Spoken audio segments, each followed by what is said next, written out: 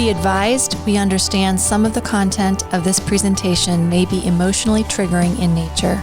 Please listen as you feel comfortable.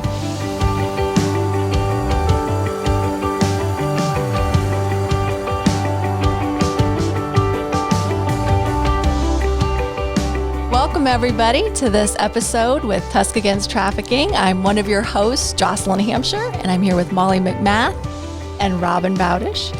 And today we are going to be talking about community involvement, how people can practically get involved with anti-human trafficking efforts.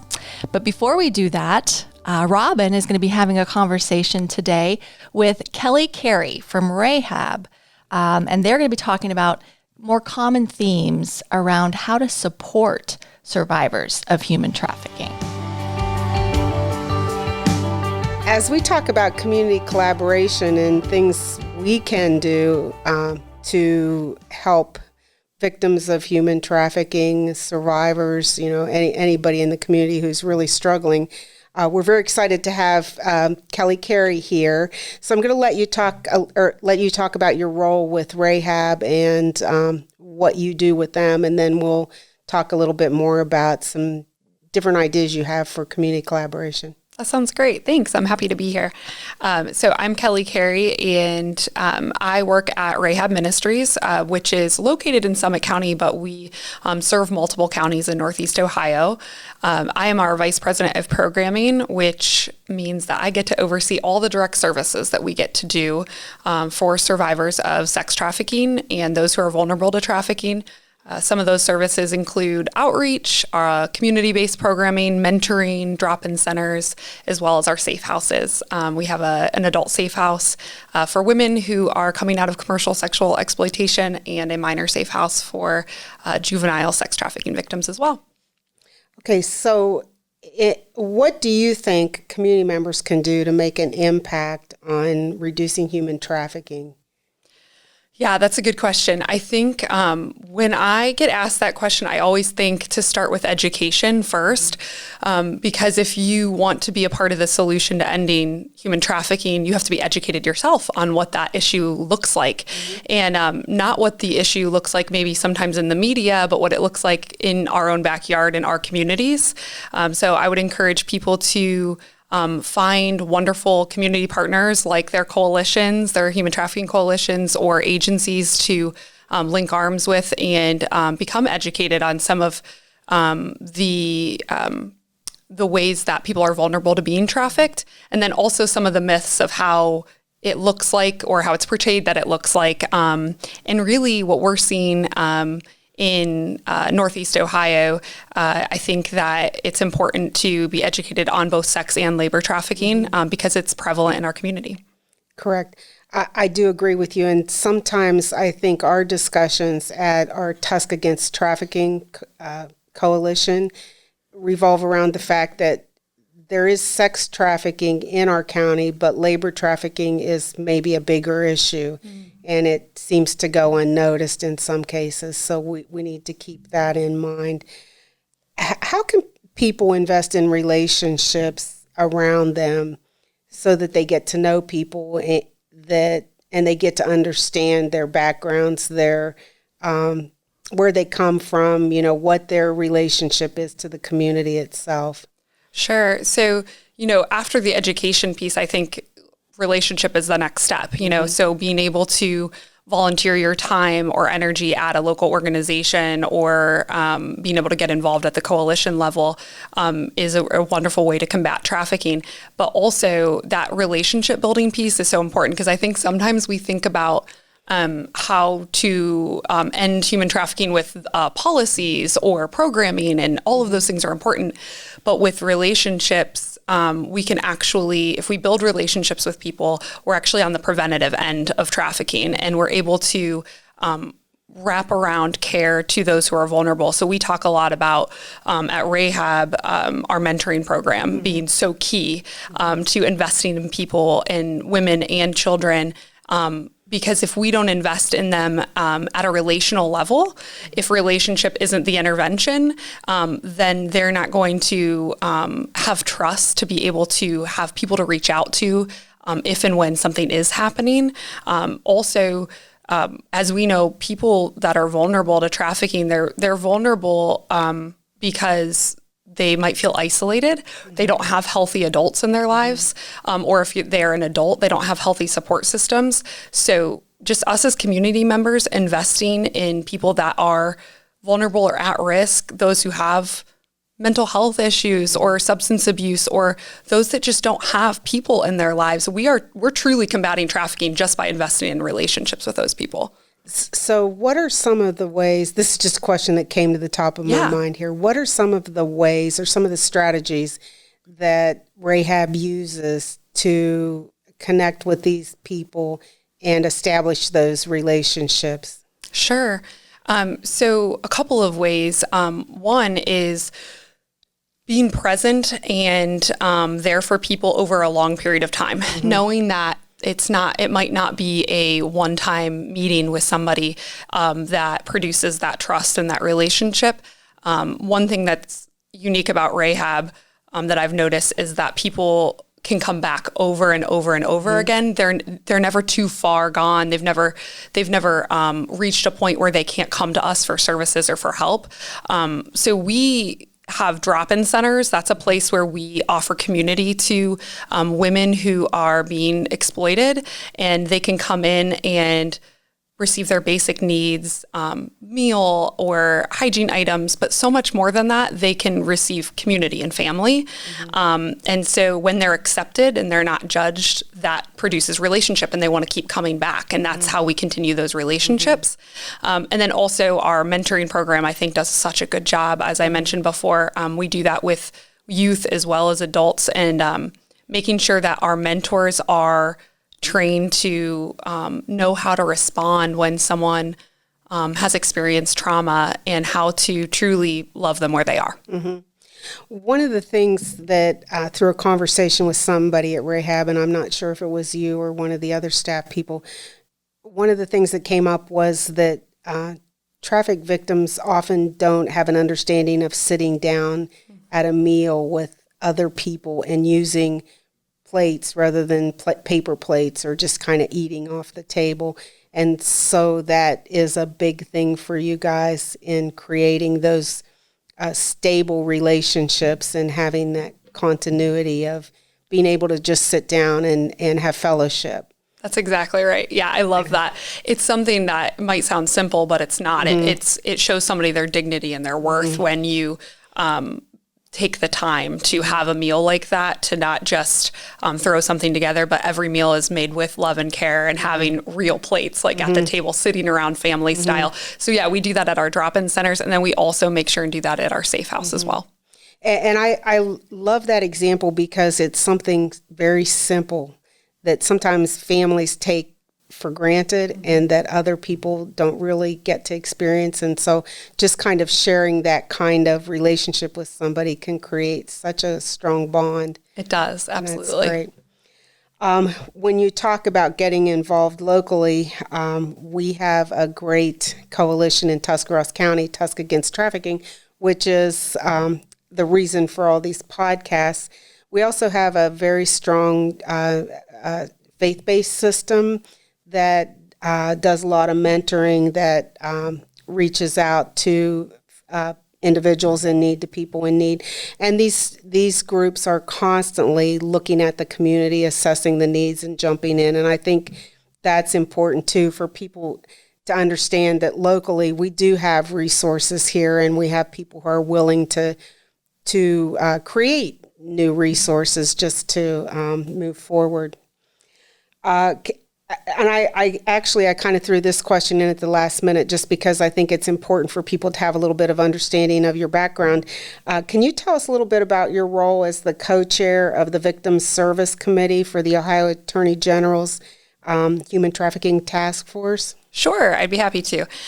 So at the state level, we have an Ohio Human Trafficking Commission out of Attorney General Yost's office.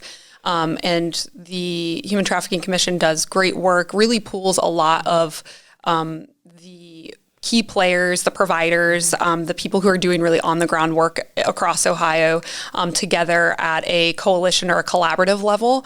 And so they have various committees that are working on really important topics like legislation or data collection, public awareness. And I have the privilege of co-chairing the Victim Service Committee.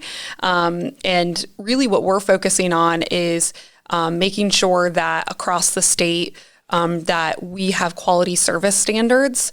So that would mean that, people who are working with survivors of trafficking on a regular basis have a high level of excellence in service provision that they can look to be able to offer those services at with some standards and some guidelines.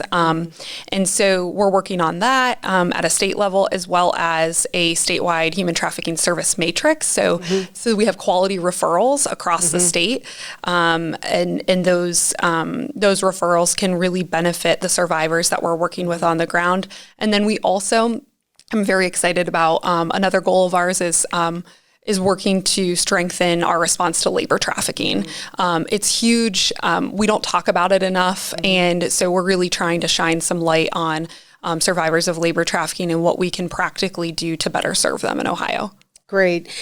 I just want to thank you for taking time from your schedule to come down here and talk to us about what's going on at Rahab. I know they do a lot of good things. Your director, Suzanne Lewis Johnson, was actually part of our coalition when it started, when she was in her previous job. So we consider her a phenomenal resource, and we're so happy that she's willing to share her staff with us, because that's really important for us to learn from others. And kudos for coming up with a statewide matrix. That is something, actually, I was just talking about that today on the phone with somebody.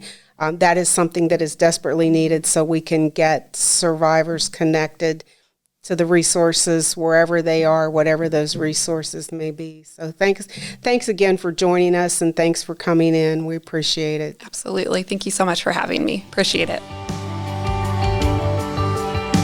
All right, Molly, would you like to start us off today?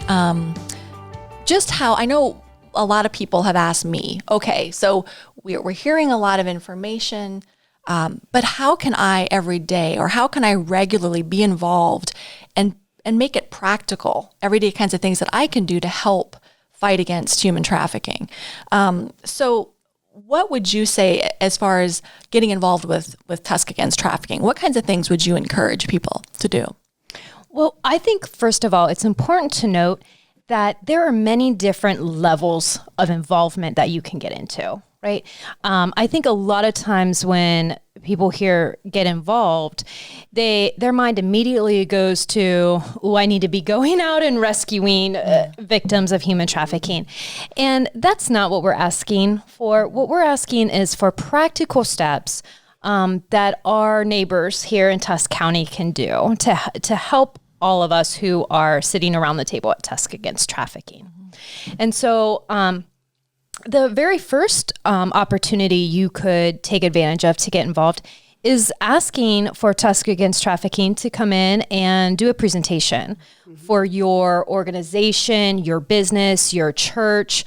Maybe you have a neighborhood watch. It can be any group of people. We'd be happy to come in and talk to them. I realize that right now we're in COVID, and so that might be a little bit different. But again, we can always do virtual discussions as well. And so that's one way.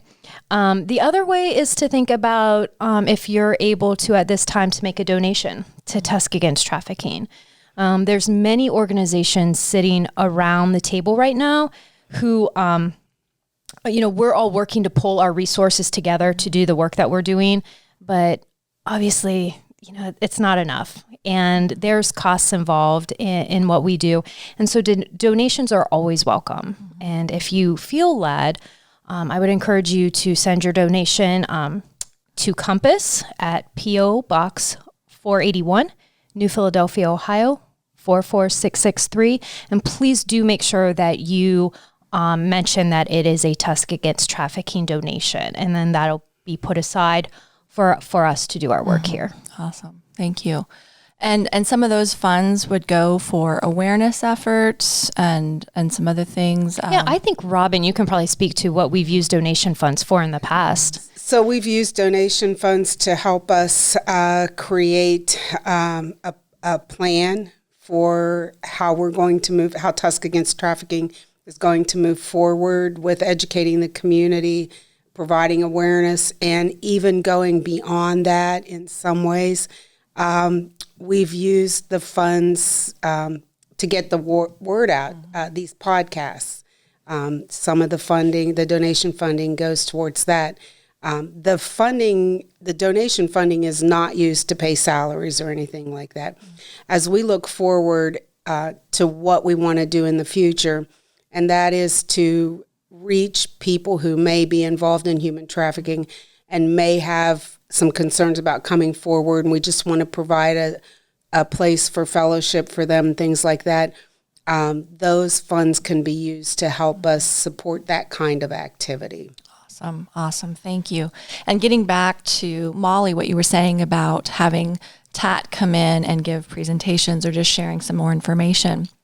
It was really cool. It doesn't have to be, I know, again, COVID talk, it doesn't have to be a big group or a big church or big gathering, but it was just really neat. We had some moms that have reached out to us and said, please come and share with us, just our little small moms group, how we can learn more. So that's really exciting too. Just parents and people who just want to know more. Have a gathering at your house, a small gathering, and we can come out and share too. So, and I know from our perspective, we've done presentations for 4 or 5 people or for 100 people. I mean, we don't really discriminate. We don't care. We're happy to do it for anybody. We'd also be willing to meet a couple people and go through information on human trafficking and what Tusc Against Trafficking does to help them decide if they want to be involved. Wonderful. Great. Thank you, ladies. Another thing, I know we talked in our very first podcast episode about awareness and learning more about trafficking. So would that be another way? How can we practically get involved? Is just continue to educate ourselves, right, around human trafficking, around how predators operate, traffickers operate. What kinds of things would you want to encourage people to do as far as learning more? Because again, it can be daunting. It can be overwhelming because there is a lot of information. Where would you suggest beginning and just learning a little more? Tusc Against Trafficking, our website, tuscagainsttrafficking.org. We have a lot of great resources there and a lot of great links. The Ohio Human Trafficking Task Force website has a tab on it that's training, and under that tab is a short video and a 2-page brochure on legislation, and the video is on human trafficking. You can go through and read that, listen to that video. There's also a quiz you can take at the end if you want a certificate. They'll automatically email that to you if you pass the test. But that's a great resource for overall learning about human trafficking in the state of Ohio. But yeah, I think if you're looking for local resources, I think our website or contacting one of us is probably your best option. And I would also add to make sure that you're following Tusc Against Trafficking on Facebook.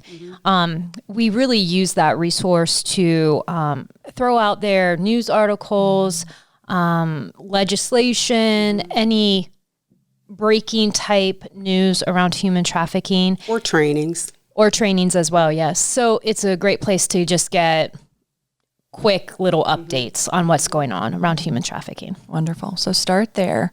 And there's lots of resources on our website that they can go and further their search if they'd like. Okay. What about our children? What about our kids? Can they get involved? How can we, what can we do to make them more aware, or just talk a little bit about our children? So what I would say to parents is start talking young and talk often. This is never going to be a one conversation and you're done, right? Compass has a curriculum, and we're going into schools from elementary through high school year after year talking to these kids.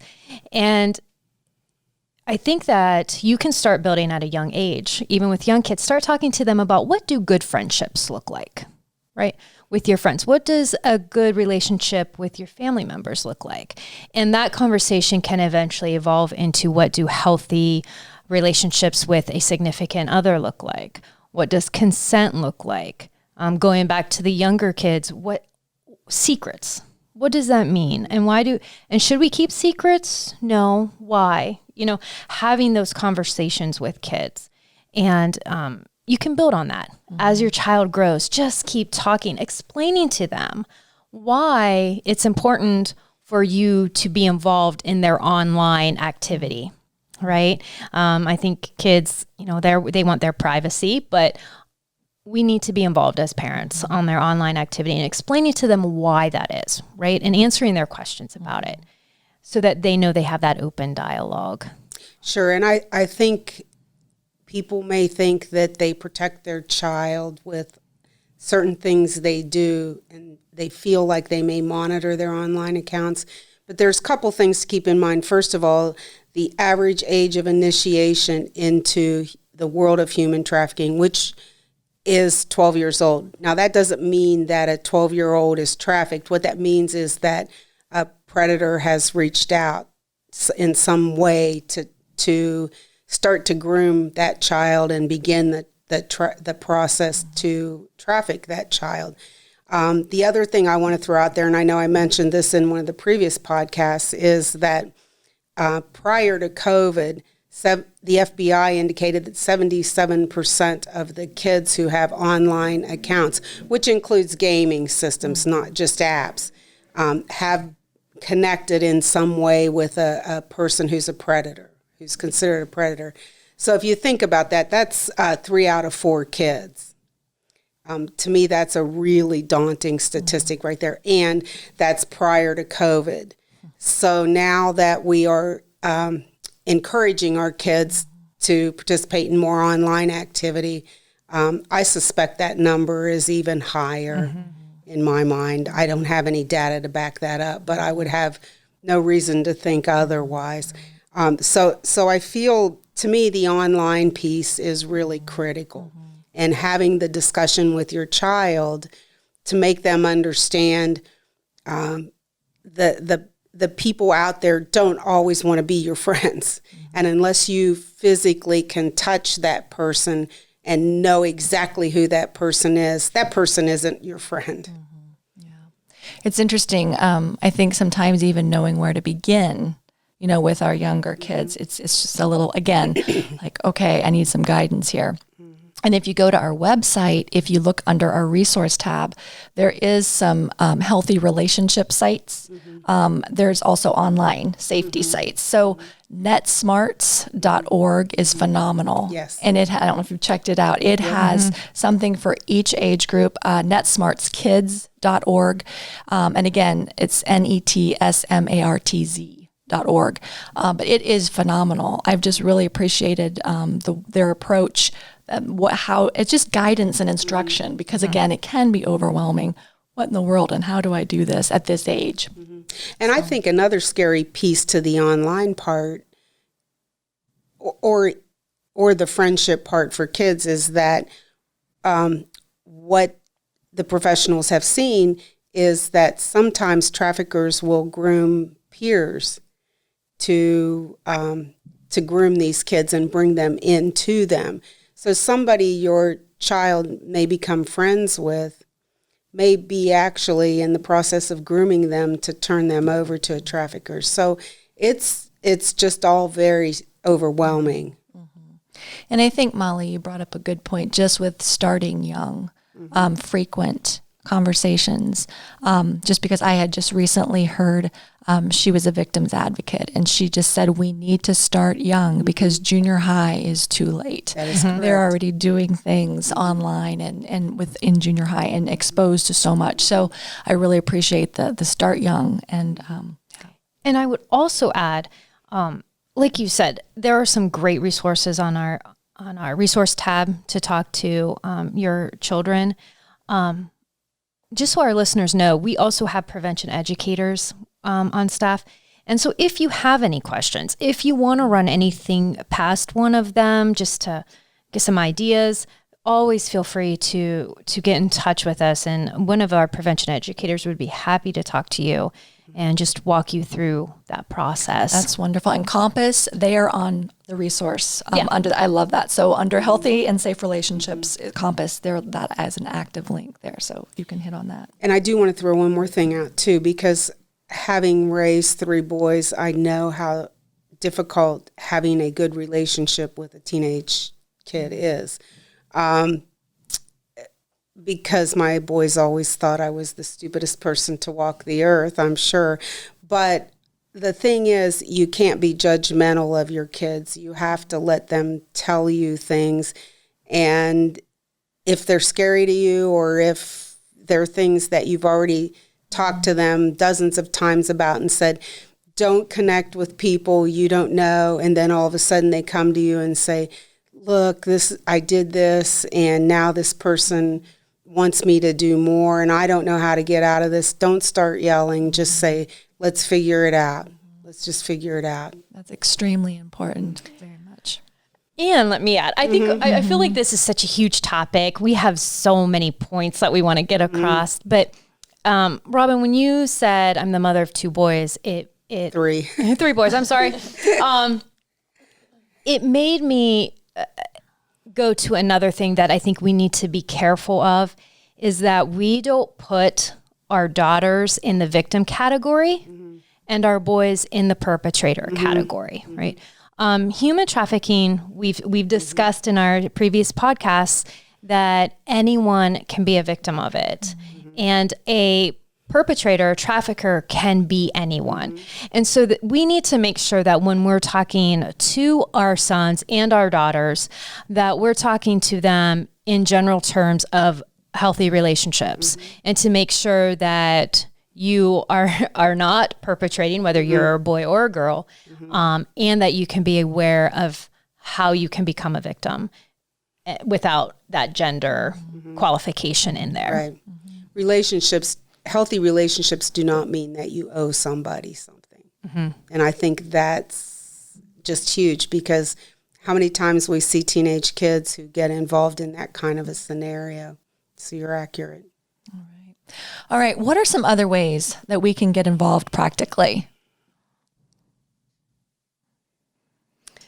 Well, Jocelyn, I know in a previous podcast we talked about the importance of mentoring. And I think that you can probably speak right about the ways that we can do mentoring, even if we're not in in that mentoring role officially. Right. Intentional relationships. I think that is so key and so important. When you think about the various mentoring programs in our community, and those are more, organized and formal. Big Brothers, Big Sisters, which is incredible. We do mentoring at Toward the Goal Ministries. We're in 2 local high schools and the group home, and just that walking alongside a young person.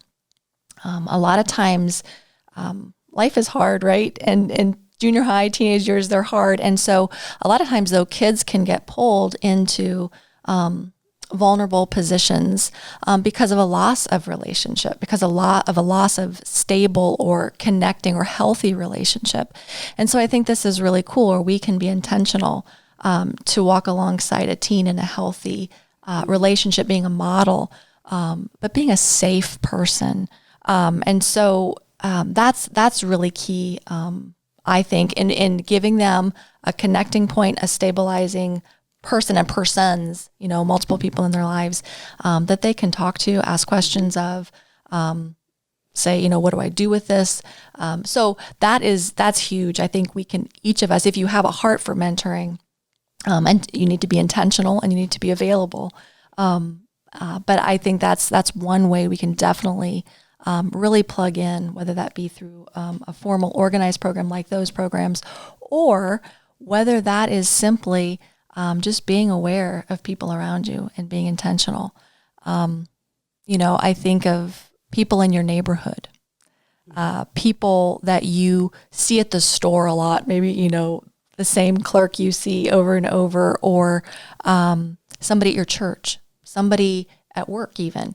And maybe maybe they're a single mom, single dad, but just being intentional to say hi, be kind, give a smile, but build relationship. Just check in. How are you doing? And just be kind of being very consistent. I think that's huge. Intentional and consistent. I think of, your own neighborhood. A lot of times we don't even neighbor much anymore, but maybe you've got a family going through a hard time, or like I said, a single parent who just could use a meal. Just anything like that. Being aware of the people around you, and then being intentional to build relationship. I think that goes a long way. That's preventative measures. That's providing support, and as that relationship grows, it can be life-changing. It can be life-saving, actually. So, and the research really supports what you say about teens who have one or more trusted adult outside their family in their circle of friends tend to succeed at a higher rate than other teens. And the reason for that is, in my mind, and anything that I've read, they have a non-judgmental person that they can talk to, and they can bounce ideas off. And it's not that parent-child relationship or parent-teen relationship. It's a relationship where I as a teen can talk to you as a person who's kind of been there and can help me and can walk alongside me. And if I do screw up and I go ahead and do what I think what you told me not to do, I know you're not going to disown me for that and not talk to me and yell at me for that. right. So I think that's pretty critical. You're absolutely right on that. So if I would 100% agree with what you say. If there are teen kids in your neighborhood and you haven't met them, they're great people. Take some time to talk to them. Absolutely. So, and again, that is something there are people right under our noses that we just don't even think about. And so it's just being aware. So, what about volunteering? Do we have some places that people can volunteer in our community? I think that's another way to be practically involved, because we never know who we're serving, and we may be serving some people who are vulnerable, or who are survivors or victims of trafficking. So I can say that there are so many organizations in our community that need volunteers. And a lot of these places are losing funding themselves. So with the loss of funding means they have to rely more on volunteers. So this is a great time to get involved. There are so many organizations to be a volunteer at. Obviously, Compass, there's Harbor House, there's Big Brothers, Big Sisters.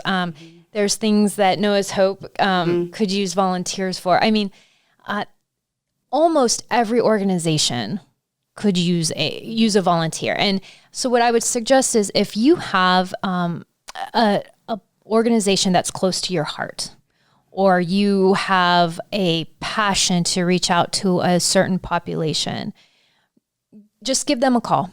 Give the organization a call, see if they accept volunteers, what you have to do to become a volunteer. And I'm sure that you would be welcomed with open arms at our local organizations. One that I want to throw out there, and I want to throw it out there because when I was, during my last couple years at Family and Children First, I went up and took a tour of this place, and it was phenomenal. I was just blown away by the good that they do. Is Salvation Army.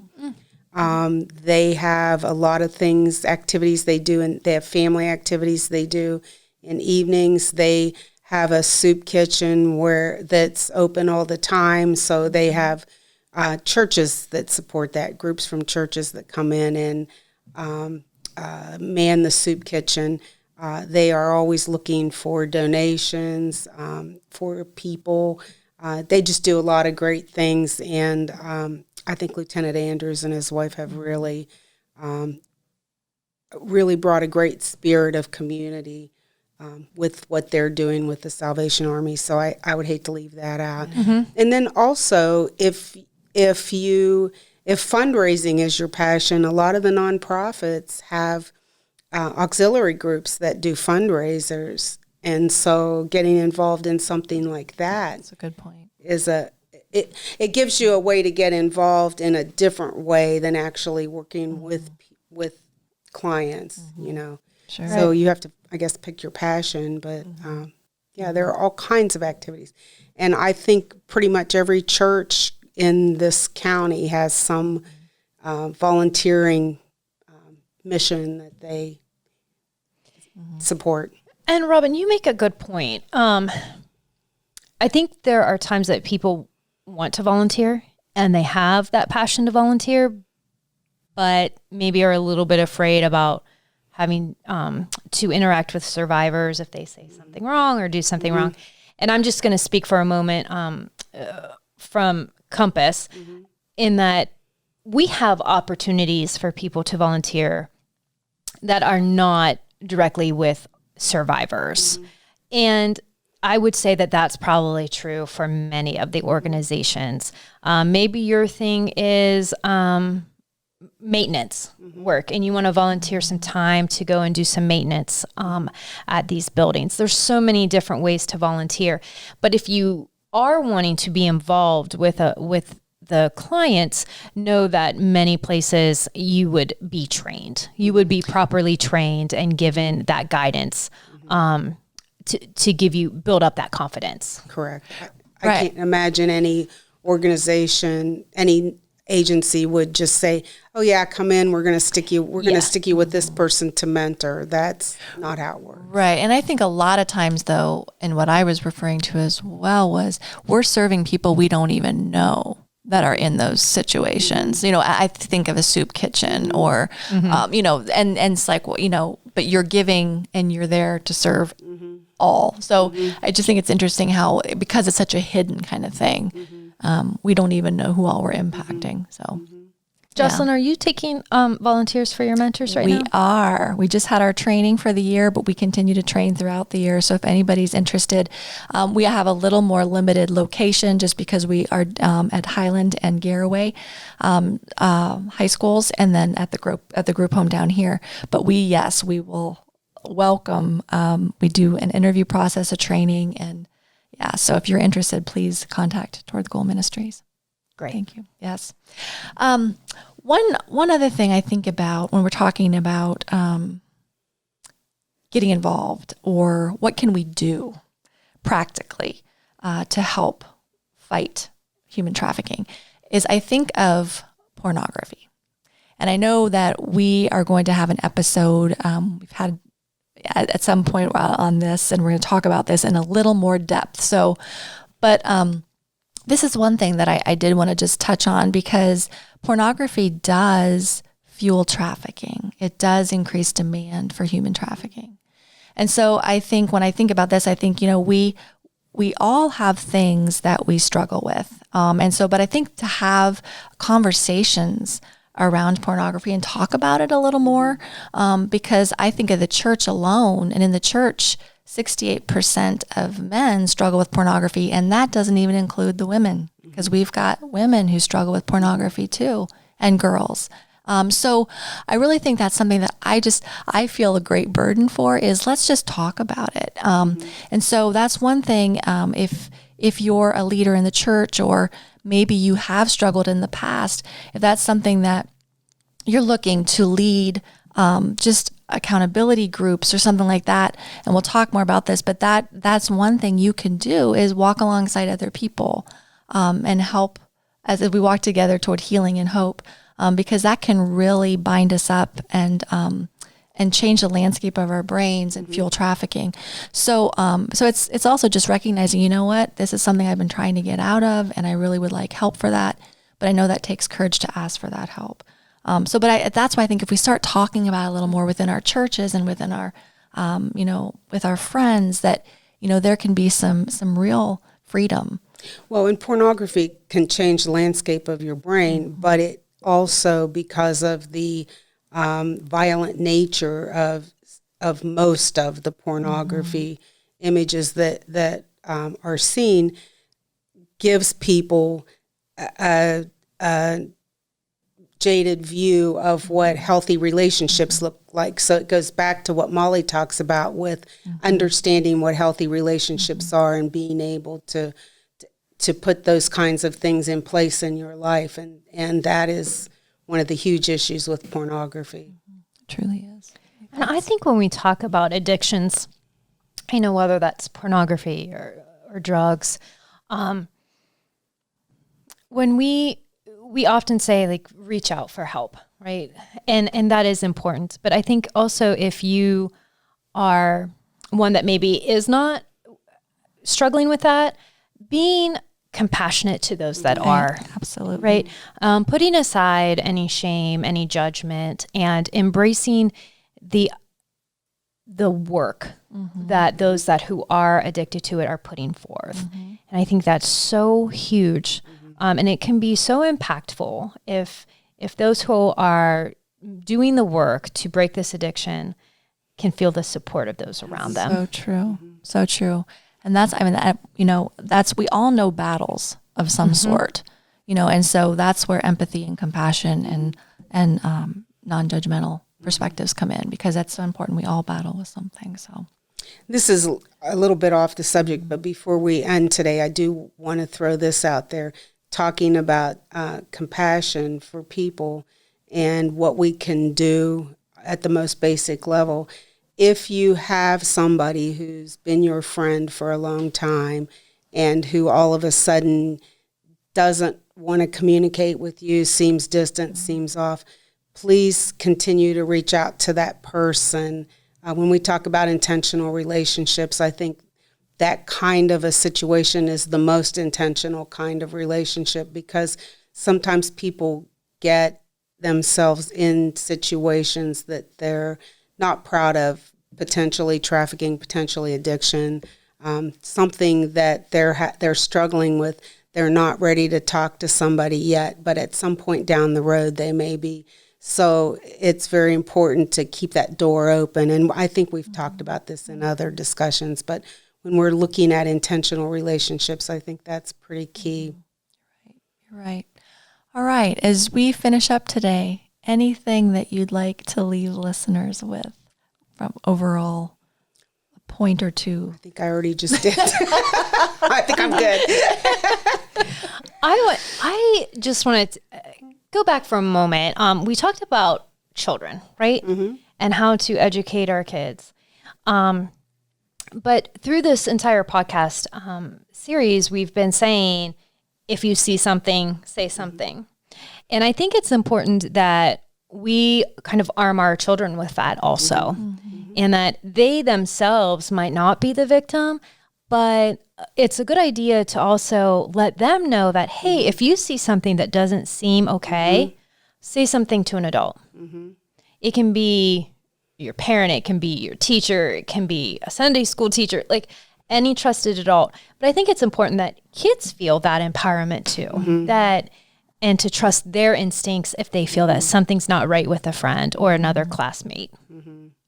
And that's hard for kids to do, because sometimes friends put them in situations where they say, please don't tell anybody. And this goes back to what you were talking about with what's a good secret and what's a bad secret. So secrets are bad. We don't want to keep secrets. There's, surprises, like a surprise party for mom for her birthday. That's a surprise, not a secret. So yes, I think absolutely we can arm our kids to be eyes out in the community too. That's a great point. That is a great point. Thank you, ladies. I think too, as I look over what we've talked about, I just think that a lot of this, if we want to get involved, practical things, everyday things we can do to fight human trafficking, takes intentionality. And so we can make a difference when we step out and do some of these things and live with that intentionality. So Again, if you feel led to give a donation, that's to Compass, right? And make sure you take it as Tusc Against Trafficking. Okay. And send to, again, P.O. Box 481, New Philadelphia, Ohio, 44663. Awesome. Thank you. And then also, again, if you see something, please say something. Call the Ohio Highway Patrol or local law enforcement, 911 if it's an emergency. You can call the human trafficking hotline at 888-373-7888. Or if you need help, please call Compass at their hotline, 330-339-1427. And again, we are excited about each of these podcast episodes. Our last one will be a question and answer episode.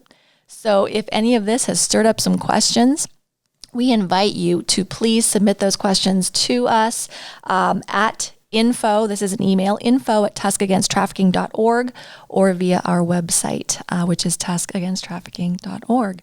So thanks so much for tuning in today. Thank you, ladies. Appreciate your time, your expertise, and your input. So we'll see you next time.